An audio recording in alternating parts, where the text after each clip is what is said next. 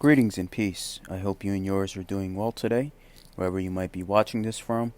Today I wanted to do the Masonic education talk, the Sufi Masonic perspective that I will offer on the Zahir, which is the manifest, the exoteric outer shell of my perception of Sufism and Masonry, and the Batin, the hidden, the esoteric inner.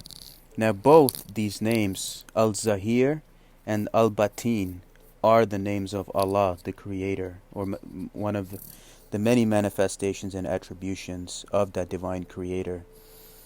Zahir being the manifest, the one that you see with your external eyes, or the exoteric or the outer shell, and Al-Batin, the hidden one, the one only whose heart is pure can see, the esoteric inner chambers.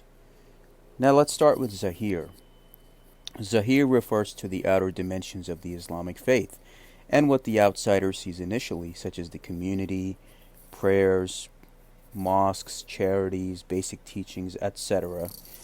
In Freemasonry point of view, this can be seen as the lodge that you see in your local community, community events where you can even rent your local Masonic lodges to do community events, pancake breakfast, charities, and other outreach programs that the community comes to know the people as, right? And these can be seen as your social club Masons, the ones who are in the exoteric perspective, or how they view Freemasonry as. Now we have the aspect of the Batin, Al-Batin, the hidden one. It refers to the inner spiritual dimensions and what only the true initiate of the heart will have access to. The eye of providence knows who to select. In Sufism, the inner mysteries are revealed by the divine for those worthy, even known as the people of the bench, where the Prophet Muhammad, peace be upon him, instructed the wearers of wool, the wearers of purity, Suf, to the inner mysteries of Islam. And in Freemasonry, this can extend to special invitation-only esoteric bodies that one cannot petition or apply for, even if you are a Master Mason in good standing. You have to be seen as worthy and chosen. And there are some of those that if you ask for it, you will never get it. That's something that you must not ask for. You get chosen for it if you are deemed worthy by the eye of providence. And that's exactly what it is. That's what we're dealing with exactly. If you look at the aspect of Islam, let's say from the perspective of the Zahir, you're looking at the cultural Muslim, right? The one that gets born into it. He or she gets told that, this is your faith, this is what you believe, etc. Most of them find it tedious to pray to Mecca 5 times a day, right? They just associate with that identity, even if the ones that grow up in Western countries, to anything that they see that goes against their culture, they would find it disrespected, even though they're not doing any of the practices. So that's the exoteric one, the one who's been basically seeing it from the outside, but not really gaining its true appreciation, or taking it for granted, or reading the Quran, or reading the prayers, or going to the mosque, but not understanding what are the inner, more occult and esoteric dimensions of this faith, and what is it really teaching me in terms of becoming Insan al-Kamil, or in Arabic, the perfect man. Same in Freemasonry, the one striving to be perfect. So that's what one is hoping for in his or her life. And when you get to the aspect of the Batin in Sufism, that's when you take the hand of the Sheikh and get initiated into the inner mysteries.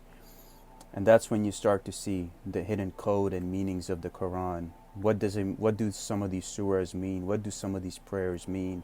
What does it mean if I recite the surah a numerous amount of times? What gateway does it open for me? Or saying certain zikrs or prayers or mantras or incantations 1,000 times a day, doing something that you are actually putting the effort in to learn the work and put the work into practice, the application phase and the learning phase. That's when you go from the exoteric to the hidden and find it within your heart. that everything ultimately it's within your heart, the qalb in Sufism, where you have to cultivate the chambers of the heart. What do we see in Freemasonry? You have to find that within yourself. You're given all the tools, but no one's going to hold your hand and walk you through your life. You're given all of the teachings and knowledge, but at the end, you are told it's your road and you walk it alone.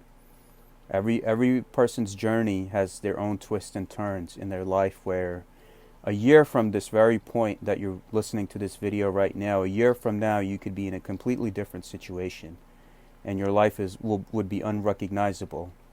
That's how the journey goes for each individual person. For me, it could be different. For you, it could be different. For the next person, it could be different. But it's about the frequency of your heart. That truth only gets revealed to you if you're worthy enough. And you'll have most Masons that are just social club Masons, right? They'll just go to lodge and chat with the guys, network with the guys, and have dinner, the fork and knife degree as they call it, do a little charity, do some good things here and there. And that's it. They're not learning the inner mysteries of Freemasonry. What does all of this mean? What are the illustrations and symbols teaching me? How can I apply this to my life? Right? How can it help me become a better person? So the eye of providence, you have the aspect of being on the level, but is that really true? There are some bodies that I myself as a Muslim, I cannot enter. There are some bodies in certain countries where you have to be a Christian. In other situations, it's open. Or you'll have other bodies which, if you're deemed worthy in your esoteric and spiritual knowledge, that's something that I cannot apply for, regardless of being a Master Mason. That's something that you have to be invited to and deemed worthy as. So even in Freemasonry, there's a certain boundary and limitation on what it means of being on the level. Meaning, even if you do become a Master Mason, that's good and all that, but there's a certain boundary that you will be stopped at. And that is the eye of providence, seeing if you're worthy. So for those that join for social club reasons, that's where they will most likely stay at for the rest of their lives. Or the ones that come in and their intentions are something else, that, oh, this is going to help me become rich and famous, and they get disappointed and they leave. Because that's the eye of providence, or in the Sufi aspect, that's Al-Basir, the name or the eye of Allah. That's known as all-seeing and all-knowing. It separates the wheat from the chaff. So if your heart's not in the right place, eventually you find your exit. But if your heart's in the right place, you're doing the right things, you're putting in the right efforts, that's when the inner doors get open to you and you learn the true esoteric mysteries and be in the company of those who share the same mindset as you. And you will see that those that are in those bodies and those that are in that kind of mindset, you'll always see the same familiar faces that are with each other. And that's exactly what it is. While those in the social club setting, you'll see that it's the same faces. So that's the universe, or God, or the eye of providence, in whichever manner you perceive the Creator, and how those things fall in place naturally from those that are trying to understand the Zahir, which is what you'll see on the outside, and what you'll see on the inside. So ultimately, it all comes down to you. If you're a pure-hearted individual and you love and respect everyone, you have no ill motive towards anyone, you want to love, respect, and guide humanity, then you will always be in favor. You will always be favored. People will love you, respect you, cherish you. Your things in your life will be... of course, everyone faces difficulties, but you will be loved and respected, and that will make your life a lot easier in terms of wherever your destiny is meant to take you, right? And that is ultimately inside. So see how it works is like, even in the Sufi Islamic perspective, you could have those. Every organization has their bad apples, right? So even in that aspect, you could have somebody that's dressed in religious garb, is covered his head, has a beard and all that stuff, but what if deep down inside he or she is cheating on people, is lying to people, right? So what you see on the exterior does not matter, because appearances can be deceiving. And that's the eye of God, Allah, Al-Basir, or in the Masonic perspective, the eye of providence that separates the wheat from the chaff. While those people will stay stuck in their little circle, and eventually they will have to pay a price for their deception, while those that are pure and true will be given the love and respect from the people. They will be given the hidden knowledge and revelations in their heart, mind, body, and soul. And they will get to see the world in the eyes that they will be blessed with. And very few get that privilege in their life. In Freemasonry, you have that, regardless of you being a Master Mason or not. There will be certain boundaries you won't be able to cross, or certain side orders or appendant bodies you won't be able to get to, unless over the course of many years and doing the right thing and just being a good human being will automatically put you in that setting where you won't even know in the aspect of who, what, where, and why. Things will just fall in place naturally for you. So ultimately, it's about the lessons that you get, that if you are pure and true and worthy, then if you're good on the outside, then eventually that seed that you planted from the outside will eventually start seeping inside as well.